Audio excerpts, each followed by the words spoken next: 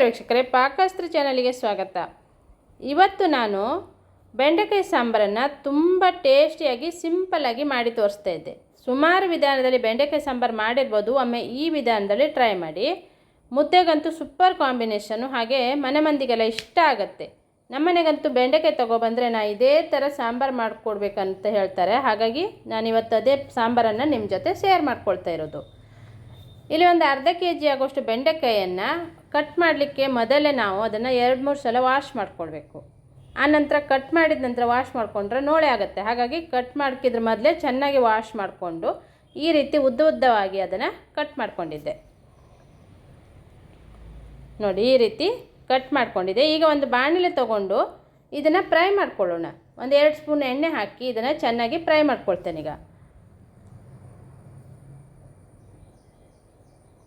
ಬೆಂಡೆಕಾಯಿನ fry ಮಾಡದೆ direct ಹಾಕಿಬಿಟ್ರೆ ನೋಳೆ ಆಗುತ್ತೆ. ಹಾಗಾಗಿ ಫ್ರೈ ಮಾಡಿ ಹಾಕ್ಕೊಳ್ಬೇಕು. ಸಾಂಬಾರಿಗೆ ಒಂದು 2 ಸ್ಪೂನ್ ಆಗುವಷ್ಟು ಎಣ್ಣೆ ಹಾಕ್ಕೊಂಡು ಇದನ್ನು ಕೆಂಪಾಗಿ, ಅದು ಎಲ್ಲ ಕಡೆ ಸೈಡಿಗೆಲ್ಲ ಕೆಂಪಾಗುತ್ತೆ. ಆ ನೋಳೆನೂ ಕಡಿಮೆ ಅನಿಸುತ್ತೆ ನಿಮಗೆ. ಆವಾಗ ಫ್ರೈಯನ್ನು ತೆಗೆದಿಟ್ಕೊಳ್ತೇನೆ ನಾನು. ಈಗ ಇದು ಫ್ರೈ ಆಗಿದೆ. ಈ ರೀತಿ ನಿಮ್ಗೆ ಕಾಣ್ತಾ ಇದೆ ನೋಡಿ, ಒಂದೊಂದು ಕಡೆ ಕೆಂಪು ಕಾಣ್ತಾ ಇದೆ. ಸ್ವಲ್ಪ ಫ್ರೈ ಆದ ನಂತರ ಒಂದು 3/4% ಆಗಿರುತ್ತೆ. ಆನಂತರ ಅದನ್ನು ತೆಗೆದಿಟ್ಕೊಳ್ಬೇಕು. ಈಗ ಅದೇ ಬಾಣಲೆಗೆ ಒಂದು 10-20 ಕಾಳು ಮೆಣಸನ್ನು ಹಾಕಿದ್ದೆ. 2 ಸ್ಪೂನ್ ಆಗೋಷ್ಟು ಕೊತ್ತಂಬರಿ ಕಾಳನ್ನು ಹಾಕ್ಕೊಳ್ಳೋಣ. ಒಂದು 10-20 ಮೆಂತ್ಯ ಕಾಳು, ಹಾಗೆ 1 ಸ್ಪೂನ್ ಆಗೋಷ್ಟು ಉದ್ದಿನಬೇಳೆ ಫಸ್ಟಿಗೆ ನಾನು ಹುರಿದು ಇಟ್ಕೊಂಡಿರುವಂಥ ಉದ್ದಿನಬೇಳೆ ಕೆಂಪಾಗಿ ಹುರಿದು ಇಟ್ಕೊಂಡಿದ್ದೆ. ಅದನ್ನು 1 ಸ್ಪೂನ್ ಹಾಕ್ಕೊಂಡಿದ್ದೆ. ಮತ್ತು ಇದ್ರ ಜೊತೆ ಹುರ್ಕೊಂಡಾಗ ಸ್ವಲ್ಪ ಡ್ರೈ ಆಗಲಿ ಅಂತೇಳಿ ಹುರಿತಾ ಇರೋದು. ಹಾಗೆ ಒಂದು 1/4 ಚಮಚ ಆಗೋಷ್ಟು ಜೀರಿಗೆಯನ್ನು ಹಾಕ್ಕೊಂಡಿದ್ದೆ. ಎಲ್ಲ ಮಸಾಲೆ ಈ ಥರ ನಾನು ಸ್ಟೋರ್ ಮಾಡಿ ಇಟ್ಕೊಂಡಿರೋದು. ಈಗ 1 ಸ್ಪೂನ್ ಆಗೋಷ್ಟು ಎಳ್ಳನ್ನು ಕೂಡ ಹಾಕ್ಕೊಳ್ಳೋಣ. ಎಳ್ಳನ್ನು ಕೊನೆಯಲ್ಲಿ ಹಾಕ್ಕೊಂಡಿರೋದು. ನಂತರ ಒಂದು ಅರ್ಧ ಚಮಚ ಆಗೋಷ್ಟು ಗಸಗಸೆಯನ್ನು ಹಾಕ್ಕೊಂಡಿದ್ದೆ. ಇವೆರಡು ಬಾಣಲೆ ಬೆಚ್ಚಗಿರುವಾಗ ಹಾಕ್ಕೊಂಡ್ರೆ ಆಯಿತು. ಈಗ ಒಂದು ಸ್ವಲ್ಪ ಕರಿಬೇವನ್ನು ಹಾಕ್ಕೊಂಡು ಇದನ್ನು ಸ್ವಲ್ಪ ಫ್ರೈ ಮಾಡ್ಕೊಂಡು ಎತ್ತಿಟ್ಕೊಳ್ಳೋಣ.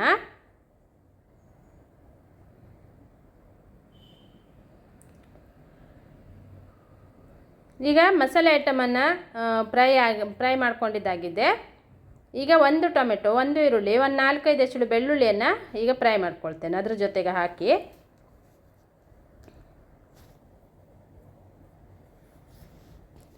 ಇದನ್ನು ಮೆತ್ತಗಾಗುವ ಹಾಗೆ ಇದನ್ನು ಟೊಮೆಟೊ ಮತ್ತು ಈರುಳ್ಳಿನ ಫ್ರೈ ಮಾಡ್ಕೊಳ್ಬೇಕು.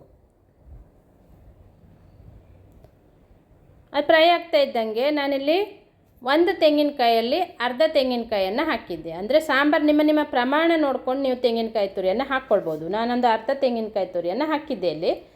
ಅದನ್ನು ಫ್ರೈ ಮಾಡ್ಕೊಳ್ಳೋಣ. ಈಗ ಅದಕ್ಕೆ 1 ಚಿಟಿಕೆ ಆಗುವಷ್ಟು ಅರಿಶಿಣದ ಪುಡಿ ಹಾಕಿದ್ದೆ. ಚೆನ್ನಾಗಿ ಇದನ್ನು ಎಣ್ಣೆಯಲ್ಲಿನೇ ತೆಂಗಿನಕಾಯಿ ಘಮ ಬರುತ್ತೆ ಅಷ್ಟು ತನಕ ನಿಮ್ಗೆ ಗೊತ್ತಾಗುತ್ತೆ. ತೆಂಗಿನಕಾಯಿ ಹುರಿತಾ ಅದು ಪರಿಮಳನೇ ಚೆನ್ನಾಗಿ ಬರುತ್ತೆ. ಆವಾಗ ಹುರಿದಿದ್ದಾಗಿದೆ ಅಂತ ಗೊತ್ತಾಗುತ್ತೆ. ಅದನ್ನು ತೆಗೆದು ಎತ್ತಿ ಇಟ್ಕೊಂಡ್ರೆ ಆಯಿತು. ಈಗ ತಣ್ಣಗಾದ ನಂತರ ನಾನು ಮಿಕ್ಸಿ ಬೌಲಿಗೆ ಹಾಕ್ಕೊಳ್ತಾ ಇದ್ದೆ. ನೋಡಿ, ಮಿಕ್ಸಿ ಬೌಲಿಗೆ ಹಾಕ್ಕೊಂಡು ನಾನು ನಿನ್ನೆ ಒಂದು ಸಾಂಬಾರು ವಿಡಿಯೋನ ಶೇರ್ ಮಾಡಿದ್ದೆ ನಿಮ್ಮ ಜೊತೆ. ಅದೇ ಸಾಂಬಾರು ಪುಡಿಯನ್ನು ಹಾಕಿನೇ ನಾನೀಗ ಬೆಂಡೆಕಾಯಿ ಸಾಂಬಾರನ್ನು ಮಾಡ್ತಾ ಇರೋದು. ನೀವು ಆ ಒಂದು ಹುಡಿಯನ್ನು ತಯಾರು ಮಾಡಿಕೊಂಡು ಒಮ್ಮೆ ಟ್ರೈ ಮಾಡಿ, ತುಂಬ ರುಚಿಯಾಗಿರುತ್ತೆ. ನಿಮಗೆ ಖಂಡಿತ ಇದು ಅಂಗಡಿಯಲ್ಲಿ ತರುವುದಕ್ಕಿಂತನೂ ರುಚಿಯಾಗಿ ನಾವು ಮನೆಯಲ್ಲಿನೇ ಈಸಿಯಾಗಿಯೇ ಸಾಂಬಾರು ಪುಡಿಯನ್ನು ಮಾಡ್ಕೊಳ್ಬೋದು. ವಿಡಿಯೋನ ನೋಡದೇ ಇರುವವರು ಒಮ್ಮೆ ನೋಡಿ ಚೆಕ್ ಮಾಡ್ಕೊಳ್ಳಿ. ಈಗ ಒಂದು ಸಣ್ಣ ಪೀಸ್ ಆಗೋಷ್ಟು ಹುಣಸೆ ಹುಳಿ ಹಾಕಿ ಇದನ್ನು ನೈಸಾಗಿ ರುಬ್ಕೊಂಡಿದ್ದಾಗಿದೆ ನೋಡಿ. ಈಗ ಮಸಾಲೆಯನ್ನು ಒಂದು ಪಾತ್ರೆಗೆ ಶಿಫ್ಟ್ ಮಾಡಿಕೊಂಡು ಅದಕ್ಕೆ 1 ಈರುಳ್ಳಿ ಮತ್ತು 1 ಟೊಮೆಟೊವನ್ನು ಕಟ್ ಮಾಡಿ ಹಾಕಿದ್ದೆ. ಆವಾಗ 1 ಟೊಮೆಟೊ 1 ಈರುಳ್ಳಿಯನ್ನು ಫ್ರೈ ಮಾಡಲಿಕ್ಕೆ ನಾನು ಮಸಾಲೆ ಜೊತೆಗೆ ಫ್ರೈ ಮಾಡಿ ಅದನ್ನು ರುಬ್ಕೊಂಡಿದ್ದೆ ತೆಂಗಿನಕಾಯಿ ಜೊತೆಗೆ. ಈಗ 1 ಟೊಮೆಟೊ ಮತ್ತು 1 ಈರುಳ್ಳಿಯನ್ನು ಸಾಂಬಾರು ಜೊತೆಗೆ ಹಾಕ್ತಾ ಇರೋದು. ರುಚಿಗೆ ತಕ್ಕಷ್ಟು ಉಪ್ಪನ್ನು ಹಾಕ್ಕೊಂಡಿದ್ದೆ. ಒಂದು ಸಣ್ಣ ಪೀಸ್ ಆಗುವಷ್ಟು ಬೆಲ್ಲವನ್ನು ಹಾಕ್ಕೊಳ್ಳೋಣ. ಆರ್ಗ್ಯಾನಿಕ್ ಬೆಲ್ಲ ಇದು. ಒಂದು ಸಣ್ಣ ಪೀಸ್ ಆಗುವಷ್ಟು ಬೆಲ್ಲವನ್ನು ಹಾಕಿದ್ದೆ. ಚೆನ್ನಾಗಿ ಈ ಒಂದು ಮಸಾಲೆಯನ್ನು ಈಗ ಕುದಿ ಬರ್ತಾ ಇರಬೇಕು. ಚೆನ್ನಾಗಿ ಕುದಿಬೇಕಂತೇನಿಲ್ಲ, ಒಂದು ಕುದಿ ಬರ್ತಾ ಇರುವಷ್ಟೊತ್ತಿಗೆ ಬೆಂಡೆಕಾಯಿಯನ್ನು ಹಾಕ್ಕೊಳ್ತೇನೆ ನಾನು. ನೋಡಿ, ಈಗ ಕುದಿ ಬರ್ತಾ ಇದೆ. ಅಷ್ಟೊತ್ತಿಗೆ ನಾನೀಗ ಬೆಂಡೆಕಾಯಿನ ಹಾಕಿ ಮತ್ತೆ ಇದನ್ನು ಚೆನ್ನಾಗಿ ಕುದಿಸ್ಕೊಳ್ಬೇಕು. ಆ ಸಾಂಬಾರು ಪುಡಿ ಮನೆಯಲ್ಲಿ ತಯಾರು ಮಾಡಿ ಇಟ್ಕೊಂಡ್ರೆ ನಾವು ಪಲ್ಯ ಮಾಡಿಕೊಂಡಾಗಲೂ ಆ ಒಂದು ಪುಡಿಯನ್ನು ಹಾಕ್ಕೊಳ್ಬೋದು. ಯಾವುದೇ ಒಂದು ಪಲ್ಯಕ್ಕೂ ಚೆನ್ನಾಗಿ ಅನಿಸುತ್ತೆ. ಮತ್ತು ಯಾವುದೇ ಸಾಂಬಾರು ಮಾಡಬೇಕನ್ಸಿದ್ರು ಈ ಒಂದು ಸಾಂಬಾರು ಪುಡಿಯನ್ನು ಹಾಕಿನೇ ಸಾಂಬಾರು ಮಾಡ್ಕೊಳ್ಬೋದು.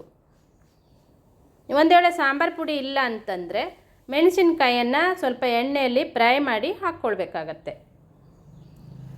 ಈಗ ಚೆನ್ನಾಗಿ ಈ ಸಾಂಬಾರು ಕುದ್ದು ಬೆಂಡೆಕಾಯಿನೂ ಕೂಡ ಆಲ್ರೆಡಿ ಬೆಂದಿದೆ, 3/4% ನಾನು ಹುರಿದುಕೊಂಡು ಬೆಂದಿದೆ. ಈಗ ಮತ್ತೆ ಇದನ್ನು ಚೆನ್ನಾಗಿ ಕುದಿಸ್ಕೊಂಡಿದ್ದೆ.